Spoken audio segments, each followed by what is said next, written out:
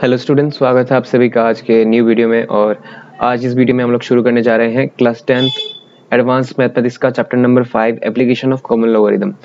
तो ये chapter completely based है आपके क्लास 9th के लॉगरिथम चैप्टर के ऊपर, जहाँ पे आपने लॉगरिथम के बेसिक इन्फॉर्मेशन के बारे में स्टडी किया था कि लॉगरिथम क्या है और डिफरेंट टाइप्स ऑफ लॉगरिथम और लॉगरिथम के जितने भी लॉज हैं उसके बारे में आपने स्टडी किया था।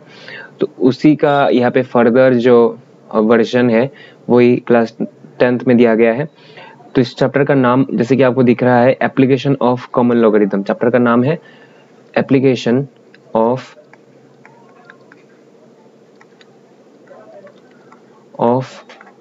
Common logarithm. तो चैप्टर का नाम है application of common logarithm. Common logarithm क्या है ये भी आपको पता ही होगा, लेकिन इस चैप्टर को शुरू करने से पहले हम थोड़ा पीछे जाएंगे और क्लास 9th में जो कुछ किया था उसको थोड़ा रिवाइज करेंगे। इसके बाद हम लोग चैप्टर शुरू करेंगे। तो सबसे पहले हम लोग जानेंगे कि असल में लॉगरिथम क्या चीज़ है। लॉगरिथम कहते हैं किस चीज़ को है। अगर आपके पास कोई भी एक एक्सपोनेंशियल फॉर्म में कोई भी एक नंबर हो, जैसे कि suppose a to the power n is equal to x। Suppose आपके पास कोई नंबर है जो कि है a to the power n is equal to x। एक नंबर है आपके पास। यहाँ पे n जो है उसको कहते हैं हम लोग पावर या फिर ऑर्डर भी कहते हैं। इसको कहते हैं नीचे वाले को बेस, और ये बस एक नंबर है। ओके, तो ऐसे एक्सपोनेंशियल फॉर्म में जो एक्सपोनेंट फॉर्म में है या फिर एक्सपोनेंशियल भी कह सकते हो आप, एक्सपोनेंट फॉर्म में जो नंबर है इसका जो ये पावर है, इस पावर को हम लोग ऐसे लिख सकते हैं n is equal to log of this x to the base a। इसी चीज को बोलते हैं लॉगरिथम। तो ये जो लॉग है यहाँ पे बेस दिख रहा है आपको a, इस बेस के ऊपर डिपेंड करके लॉगरिथम दो टाइप का होता है। एक है नेचुरल लॉगरिथम, जिसको नेपियर्स लॉगरिथम भी कहा जाता है, और दूसरा है कॉमन लॉगरिथम।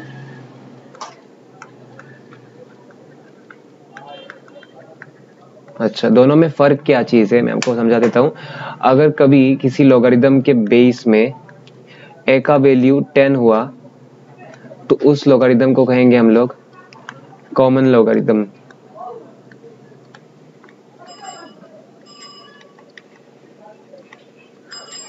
और अगर कभी किसी लॉगरिथम में बेस a के जगह पे e बैठ गया, e क्या चीज है? e है यूलर्स कांस्टेंट। ये कांस्टेंट है। कांस्टेंट शब्द का अर्थ होता है कि इसका कोई पर्टिकुलर वैल्यू रहेगा जो कभी भी चेंज नहीं होता। तो e का जो वैल्यू है वो है 2.71828। ये है e का वैल्यू। अगर कभी भी किसी लॉगरिथम में बेस पे e बैठ जाता है, यानी 2.71828 ये बैठ जाता है, तो उस लॉगरिथम को हम लोग कहते हैं नेचुरल लॉगरिथम या फिर नेपियर्स लॉगरिथम। लेकिन जैसे कि आपको इस नाम यहाँ पे चैप्टर का नाम ही आपको दिख रहा है common logarithm, application of common logarithm, मतलब कॉमन लॉगरिथम का क्या क्या यूज है इसके बारे में ये चैप्टर है। तो इसलिए इस चैप्टर में हम लोग क्या बात करेंगे, सिर्फ और सिर्फ कॉमन लॉगरिथम के बारे में ही बात करेंगे। और जहाँ पे भी आपको दिखेगा इस तरह से, सपोज आपको कहीं पे दिखता होगा ऐसे log x लिखा हुआ है लेकिन इसके नीचे बेस कुछ भी मेंशन नहीं है, इस जगह पे कुछ भी चीज मेंशन नहीं है, यहाँ पे क्या बैठने वाला है, तो आपको ये एज्यूम कर लेना है हमेशा इस चैप्टर में जब भी आप कुछ प्रॉब्लम्स कर रहे हो, तो आपको अगर ऐसा कोई लॉग मिलता है और इसके नीचे बेस नहीं रहता है तो आपको ये पहले से एज्यूम कर लेना है कि बेस में कितना है 10 है, क्योंकि इस चैप्टर में जितने भी लॉगरिथम के बारे में बात कर रहे हैं सभी के सभी कॉमन लॉगरिथम है। तो ये तो गया आपका जो लोगारिथम का जो ब्रीफ इंट्रोडक्शन। लेकिन यहाँ पे जो बेस है, ये जो a यानी बेस, इसका भी एक कंडीशन है कि उसको हमेशा क्या होना चाहिए, 0 से बड़ा होना चाहिए, और वो कभी भी 1 के साथ बराबर नहीं हो सकता, मतलब नॉट इक्वल टू 1। वो कभी भी 1 नहीं हो सकता, 1 के अलावा जितने भी पॉजिटिव नंबर है सब हो सकता है, 0 से बड़ा है, 0 से बड़ा मतलब पॉजिटिव नंबर्स। तो ये आपको याद रखना है। नेक्स्ट अभी हम चलेंगे some laws related to logarithm. Logarithm के साथ रिलेटेड कुछ लॉज जो कि बहुत ही ज़रूरी है, क्लास 9 में हमने किया था, वो हम देखेंगे अभी। फर्स्ट जो लॉ है यानी फॉर्मूला है वो है प्रोडक्ट फॉर्मूला। तो प्रोडक्ट फॉर्मूला क्या चीज़ है, अगर आपको कहीं पे भी log m इंटू n मिलता है टू द बेस a, तो उसको आप ऐसे लिख सकते हो log of m to the base a plus log of n to the base a, जहाँ पे m और n दोनों 0 से बड़े हैं यानी पॉजिटिव नंबर्स हैं।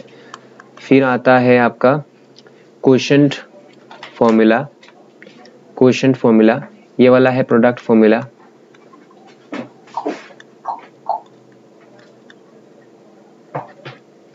अभी जो कर रहे हैं हम लोग वो है क्वोशंट फॉर्मूला। इसमें कहा गया है कि अगर log of m divided by n लिखा हो टू द बेस a, तो आप लिख सकते हो उसको log of m to the base a minus log of n to the base a, जहाँ पर m और n दोनों क्या है, 0 से बड़े हैं। इसको कहेंगे, इसको कहते हैं quotient rule, quotient formula. Next है power formula. log of suppose x और x के ऊपर पावर है p to the base a, आप उसको लिख सकते हैं, जो पावर है ये आगे आ जाएगा, इसको आप लिखेंगे p log of x to the base a। ये वाला कौन सा फॉर्मूला है, ये वाला फॉर्मूला है पावर फॉर्मूला। नेक्स्ट आता है आपके पास अगर a b और c, आपके पास 3 पॉजिटिव नंबर है, क्या है आपके पास a b और c, ओके। तो आप इन तीनों a b c के लिए आप लिख सकते हो इस तरह से log of b to the base c is equal to log of b to the base a by log of c to the base a, ऐसा आप लिख सकते हो। नेक्स्ट है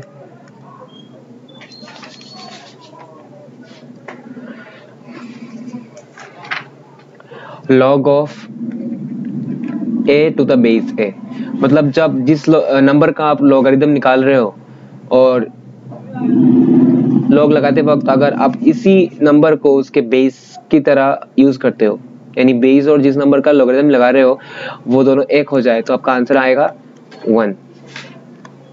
इसके बाद लॉगरिथम ऑफ 1, बेस जो भी रहे, जितना ही बिठा दो आप यहाँ पे बेस पे, लेकिन आप अगर लॉगरिथम 1 का लॉगरिथम निकालोगे तो आंसर हमेशा 0 ही आएगा। इसके बाद ये भी बहुत ही इंपॉर्टेंट है कि logarithm of a to the base b, इसको आप इस तरह से रेसिप्रोकल फॉर्म में लिख सकते हो आप, लेकिन जैसे 1 बाई लिखोगे आप, यहाँ पे बेस और जो नंबर है वो दोनों इंटरचेंज हो जाएंगे, यहाँ पे बेस के जगह पे ये नंबर आ जाएगा और b चला जाएगा ऊपर, ठीक है। नेक्स्ट आता है आपका a to the power log of m to the base a। ऐसा अगर कुछ रहे कि किसी नंबर के ऊपर पावर में आपको लॉगरिथम दे दिया गया, तो आंसर हमेशा क्या आएगा, जिस नंबर यहाँ पे जो रहेगा, नंबर जिसका आप लोग निकाल रहे हो वो नंबर यहाँ पे बैठ जाएगा। इसके बाद आता है आपका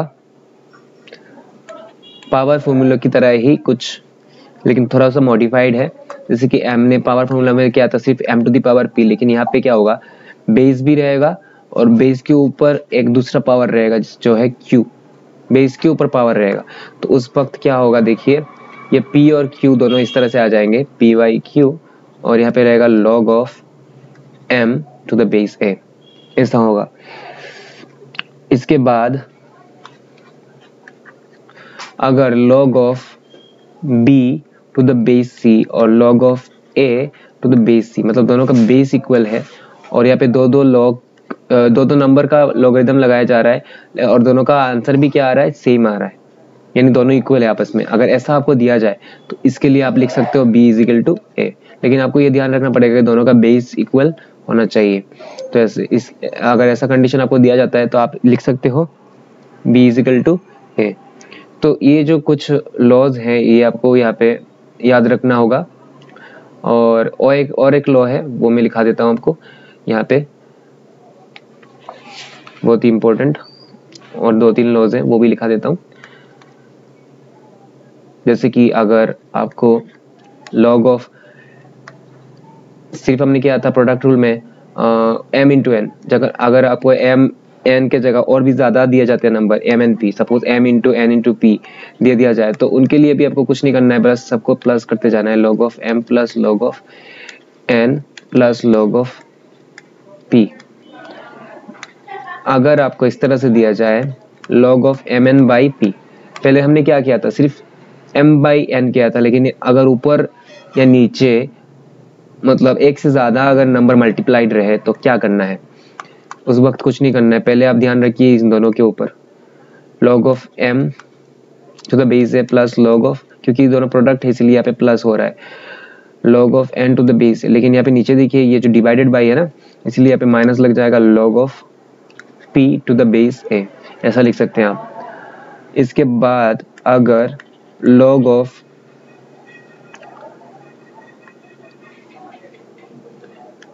n रूट ऑफ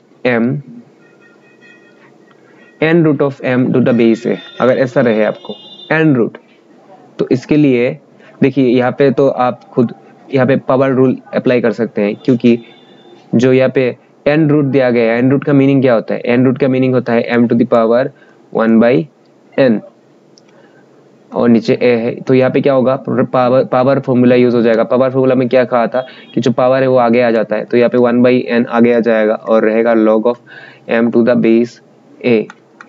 ठीक है, नेक्स्ट रूल है log of 1/m to the base a। इसको आप ऐसे लिख सकते हैं, देखिए log ऑफ, जब 1/m है तो 1/m का हम क्या लिख सकते हैं, m टू द पावर -1 लिख सकते हैं, और नीचे a है, यहाँ पे भी क्या होगा, पावर फॉर्मूला यूज होगा, पावर फॉर्मूला यूज होते हुए जो -1 है वो नीचे सामने आ जाएगा और यहाँ पे बचेगा सिर्फ log of m to the base है, यानी minus log of m to the base है। तो ये जो फॉर्मूलाज है ये आपको याद रखना है, ये बहुत इंपॉर्टेंट है और यूज होगा बहुत जगह पे, ये आपको याद रखना है। नेक्स्ट अभी जो इस चैप्टर में इंपॉर्टेंट चीज़ है from the point of view of class 10th, वो है आपको अभी फोकस करना होगा कॉमन लॉगरिथम के ऊपर। कॉमन लॉगरिथम में आपको 2 तरीके के नंबर्स मिलेंगे। कुछ नंबर ऐसे मिलेंगे जैसे कि x is equal to 10 to the power n, कुछ नंबर हमें ऐसे भी मिलते हैं जैसे कि 10 है, 1000 है, 10,000 है, ऐसे बहुत सारे नंबर हमें मिलते हैं जो कि इस फॉर्म में है। तो ऐसे नंबर के दोनों साइड में अगर हम लोग लॉग लगाते हैं, देखिए लॉग जब लगाएंगे तो दोनों साइड में ही लगाना पड़ेगा, log of x is equal to log of 10 to the power n।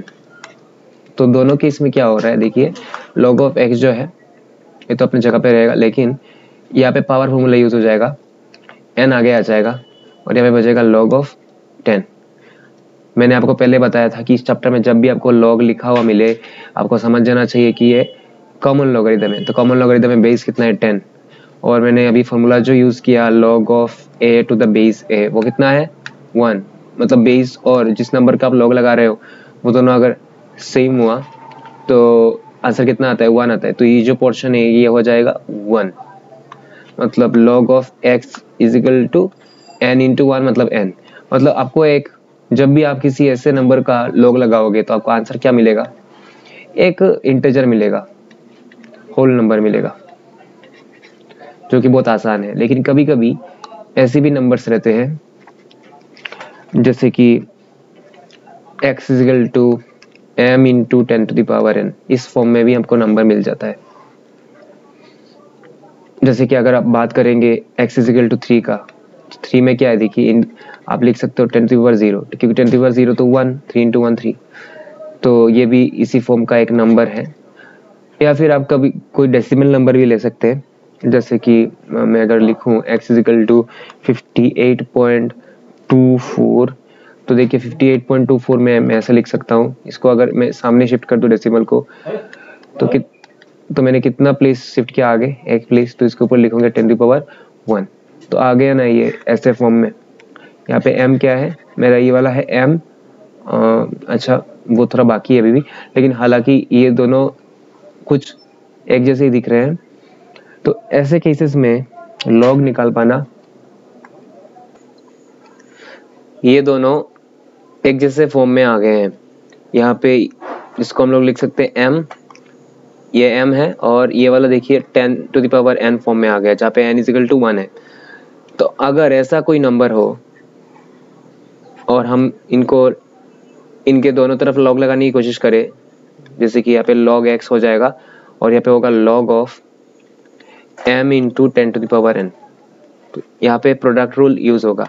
हमने प्रोडक्ट रूल में क्या किया था, log of m into n to the base is equal to log of m a plus log of m b, log of m n to the base a, अभी क्या था हमने, log of m to the base a plus log of n to the base a।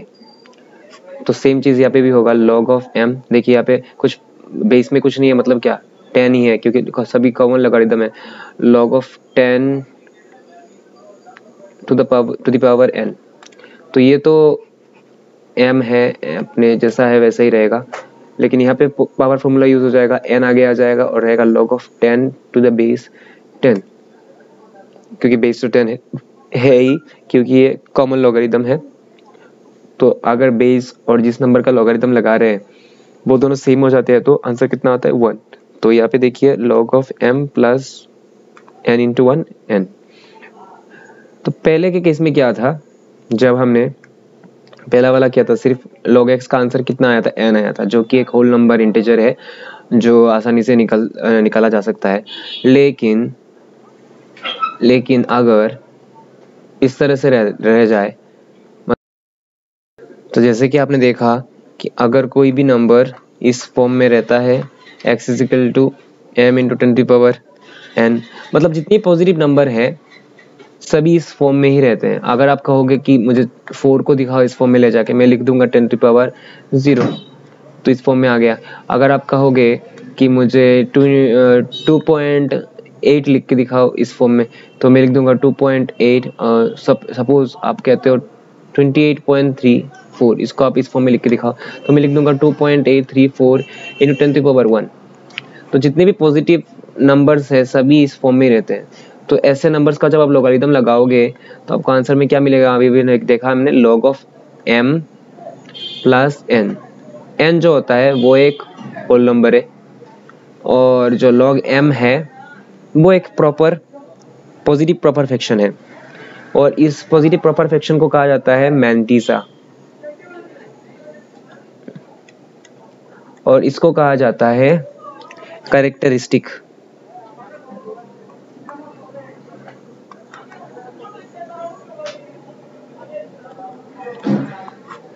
सबसे पहले हम लोग बात करेंगे अभी अब कि एक्सरसाइज 5 में, चैप्टर का जो टेक्सचुअल एक्सरसाइज है उसमें पहले ही आपका जो क्वेश्चन है वो है कैरेक्टरिस्टिक निकालना, कैसे कैरेक्टरिस्टिक निकाला जाए। तो मैं बात करूंगा अभी कैरेक्टरिस्टिक कैसे निकाले, कैरेक्टरिस्टिक निकालने का प्रोसेस क्या है, और फिर हम जाएंगे मैंटीसा निकालने के प्रोसेस में। तो सबसे पहले कैरेक्टरिस्टिक के बारे में बात करेंगे। तो कैरेक्टरिस्टिक निकालने का दो तरीका है, मतलब दो उसके पॉइंट्स है जो आपको याद रखना पड़ेगा, और वो है कि अगर if the number whose logarithm is to be found is an integer or an improper decimal fraction, then the integral part of the number is of n digit, then the characteristic of the logarithm of the number is n-1। यानी जैसे कि आपको book में मिलेगा book के page number 195 आप अगर खोलेंगे तो आपको वहाँ पे लिखा हुआ मिलेगा 5.4.1 के नीचे ये जो मैंने अभी बोला वो आपको लिखा हुआ मिलेगा। तो इसके अकॉर्डिंग अगर वो नंबर जिस नंबर का आप लॉगरिथम निकाल रहे हो वो एक इंटीजर है या फिर एक इम्प्रॉपर डेसिमल फ्रैक्शन है तो और उसमें अगर n डिजिट्स हैं, उसके इंटीग्रल पार्ट में कितना डिजिट्स है, n डिजिट्स हैं, तो उसका जो कैरेक्टरिस्टिक होगा वो होगा n-1। इसको मैं आपको जो एग्जांपल बुक में दिया गया है उसी तरीके से मैं समझा देता हूँ। देखिए फॉर एग्जांपल आप लॉगरिथम निकाल रहे हो 3.7825। ये क्या है, ये 3.7825 क्या है, एक इम्प्रॉपर डेसिमल फ्रैक्शन है। कैसे इम्प्रॉपर डेसिमल फ्रैक्शन है, क्योंकि 37825 को हम लोग लिख सकते हैं डिवाइडेड इस फॉर्म में 4 0, ये एक फ्रैक्शन बन गया इम्प्रॉपर डेसिमल फ्रैक्शन। ओके, ऐसे नंबर का जब हम लॉगरिथम निकालेंगे तो लॉगरिथम निकालने के बाद हमें कैरेक्टरिस्टिक मिलेगा। तो उसका अगर आपको कोई बोल दे कि इसका कैरेक्टरिस्टिक कितना है तो कैसे निकालना है, आपको सबसे पहले देखना है कि यहाँ पे जो डेसिमल है, डेसिमल से पहले कितना डिजिट है, डेसिमल से पहले उसकी इंटीग्रल पार्ट में, इसको मैं थोड़ा अलग कर देता हूँ, log 3 प्लस ऐसे कर देता हूँ मैं 0.7825। तो ये जो पार्ट है इसको कहते हैं इंटीग्रल पार्ट। इसकी इंटीग्रल पार्ट में कितना डिजिट्स है, सिर्फ एक ही डिजिट है 3, ठीक है, वो आपको देखना है। और ये जो 3 है मतलब यहाँ पे जितने भी डिजिट्स रहेंगे उसको हम लोग लिखेंगे n, यहाँ पे सिर्फ एक ही डिजिट है तो लिखूंगा n इज इक्वल टू 1। और फिर आपको क्या करना है, इसको इस फॉर्मूला में बिठा देना है n-1 मतलब 1-1, तो इसका कैरेक्टरिस्टिक कितना होगा, 0 होगा। सपोज और एक एग्जांपल में बताता हूँ, log ऑफ 37.825 अगर आपको ये दिया जाए और इसका कैरेक्टरिस्टिक निकालने के लिए बोला जाए तो देखिए यहाँ पे इसका जो इंटीग्रल पार्ट है इसको मैं लिख सकता हूँ इस तरह से तोड़ के 37 प्लस 0.825, ये वाला हो गया इसका इम्प्रॉपर डेसिमल फ्रैक्शन पार्ट और ये वाला हो गया इसका इंटीग्रल पार्ट। तो इंटीग्रल पार्ट में कितने डिजिट्स हैं, 2 डिजिट्स हैं, मतलब n का वैल्यू कितना है, 2 है, तो इसका कैरेक्टरिस्टिक कितना होगा n-1 यानी 2 - 1 इज इक्वल टू 1। इसी तरह से अगर आपको एक नंबर ऐसा दिया जाए log ऑफ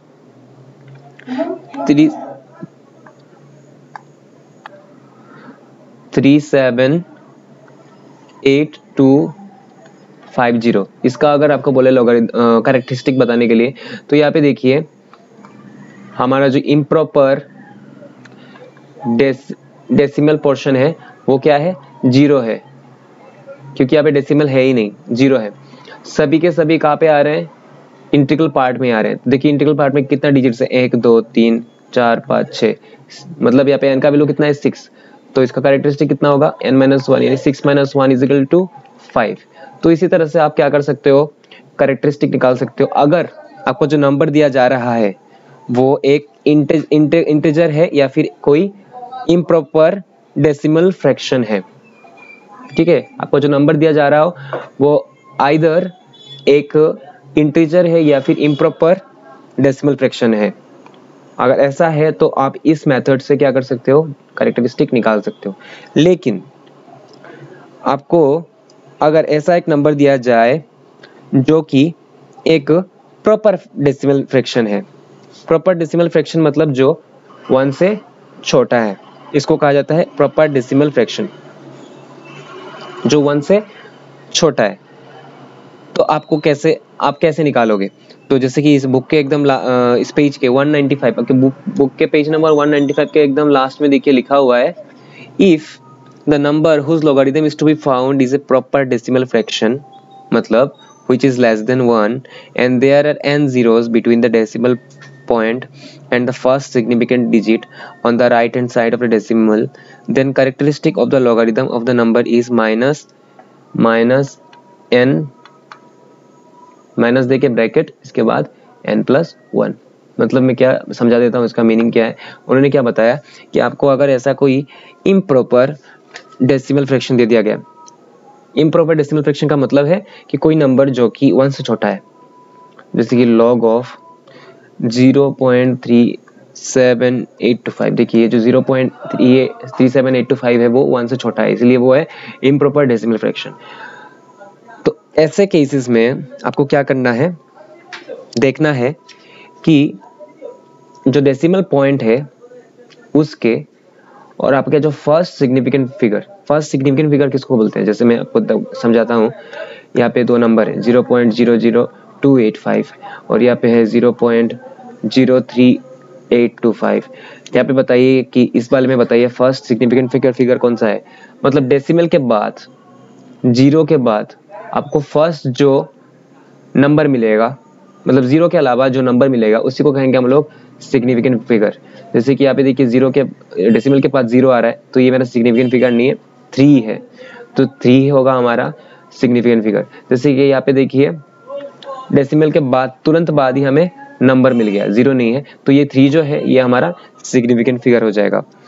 तो हमें कहा गया कि हमें देखना है डेसिमल और फर्स्ट सिग्निफिकेंट फिगर के बीच में कितने जीरोस है। जैसे कि यहाँ पे डेसिमल और फर्स्ट सिग्निफिकेंट फिगर के बीच में 2 जीरोस हैं और यहाँ पे सिर्फ 1 जीरो है, लेकिन यहाँ पे एक भी जीरो नहीं है, ठीक है। उसको हमें क्या पकड़ लेना है, उसको हमें n पकड़ लेना है, जितने जीरोस होंगे उसको हमें n पकड़ लेना है। यहाँ पे देखिए एक भी जीरो नहीं है, मतलब 0 जीरोस, इसको हमें n का वैल्यू पकड़ लेना है। और फॉर्मूला क्या है हमारा कैरेक्टरिस्टिक निकालने का इस वाले में, -n ब्रैकेट में n+1,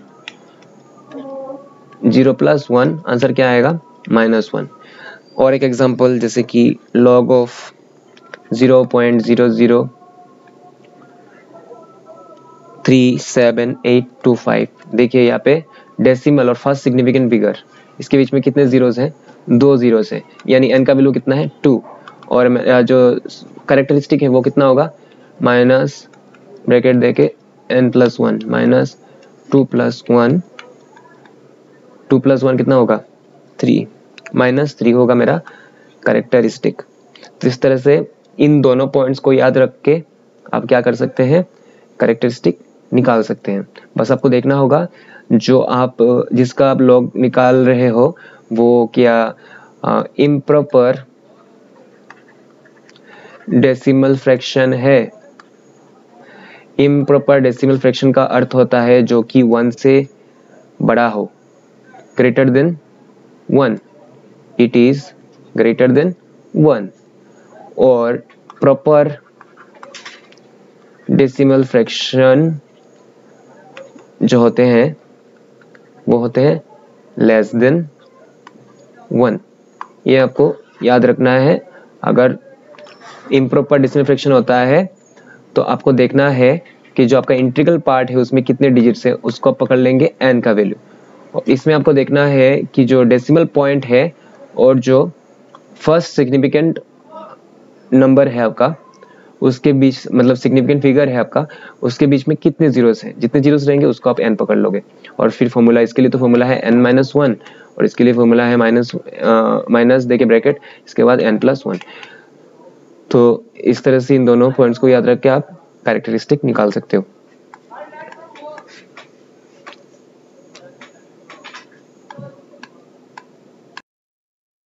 अभी हम लोग सीखेंगे how to find out mantissa. Mantissa को हम लोग कैसे निकाले इसके बारे में अभी हम लोग जानेंगे। मैंटिसा और कैरेक्टरिस्टिक निकालने का क्या जरूरत है। मैंटिसा और कैरेक्टरिस्टिक निकालने से ही हम क्या कर सकते हैं, हम लॉग का वैल्यू निकाल सकते हैं। सपोज लॉग ऑफ x अगर निकालने के लिए कहा जाए, लॉग ऑफ x, तो लॉग ऑफ x का दो पार्ट है, एक है कैरेक्टरिस्टिक और दूसरा है मैंटिसा।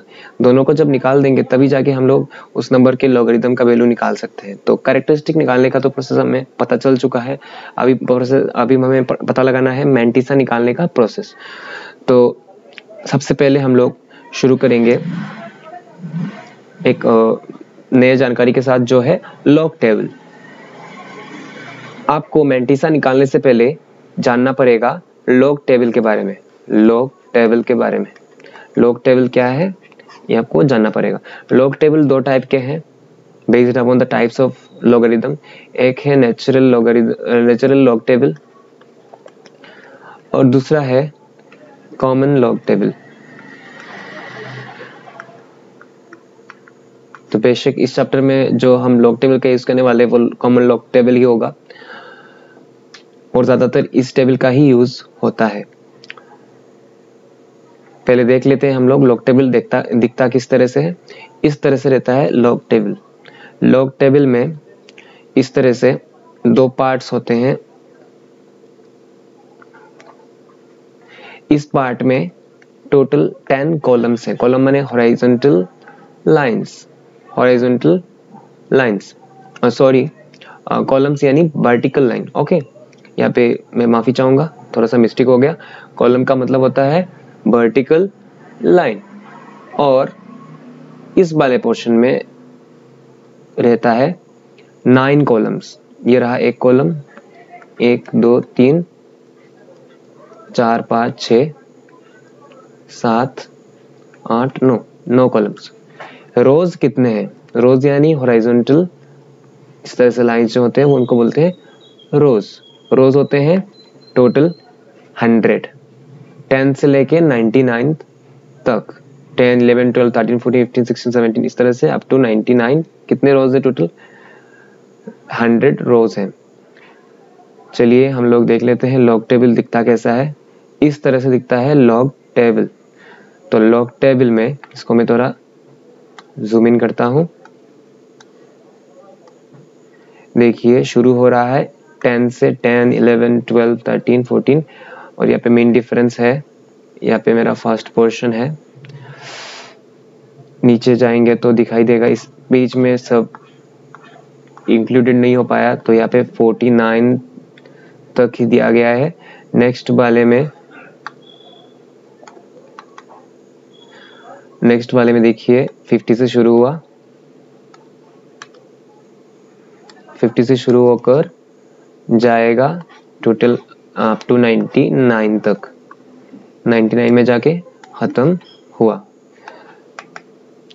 तो इसी लॉग टेबल का यूज करते हुए हमें मेंटिसा निकालना है। तो कैसे निकालते हैं चलिए देखते हैं। सपोज आपको एक नंबर दिया जाए जिसका आपको मेंटिसा और कैरेक्टरिस्टिक निकालने के लिए बोला जा रहा है और वो नंबर हो log ऑफ 372.85। इसका पे आपको क्या करना है? कैरेक्टरिस्टिक और मेंटिसा निकालना है। देखिए लॉग निकालने का मीनिंग क्या होता है? लॉग निकालने का मीनिंग होता है कि कैरेक्टरिस्टिक और मेंटिसा दोनों को प्लस कर देना है आपको, तो आपका लॉग का वैल्यू निकल जाएगा। तो कैरेक्टरिस्टिक तो इसका हम लोग इजीली निकाल देंगे। कैसे निकालेंगे? पहले देखेंगे कि ये नंबर जो है वो एक इम्प्रॉपर डेसिमल फ्रैक्शन है या प्रॉपर डेसिमल फ्रैक्शन है। ऑब्वियसली ये एक इम्प्रॉपर डेसिमल फ्रैक्शन है। क्यों है ये एक इम्प्रॉपर डेसिमल फ्रैक्शन? क्योंकि ये 1 से ज़्यादा बड़ा है, 1 से बड़ा है, इसलिए वो इम्प्रॉपर डेसिमल फ्रैक्शन है। तो इसके ऐसे केस में क्या करना पड़ता है हमें? जो इंटीजर पार्ट है वहाँ पे कितने डिजिट्स है वो देखना पड़ता है। यहाँ पे 3 डिजिट्स है, मतलब n = 3 है। तो मेरा कैरेक्टरिस्टिक कितना होगा? n - 1 = 3 - 1 2। लेकिन अभी निकालना क्या है? मेंटिसा निकालना है। मेंटिसा हम लोग कैसे निकालेंगे? उसके लिए हमें करना होगा लॉग टेबल का यूज।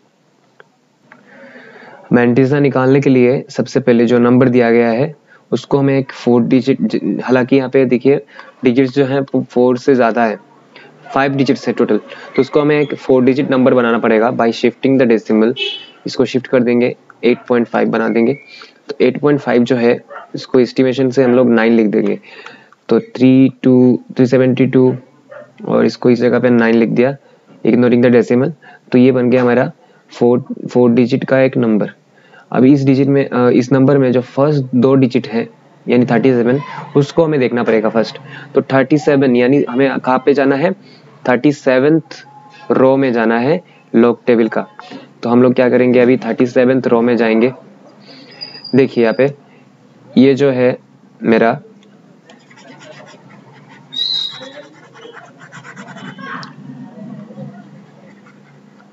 37 नंबर जो रो है वो ये वाला और नेक्स्ट इसमें जाने के बाद हमें जाना पड़ेगा,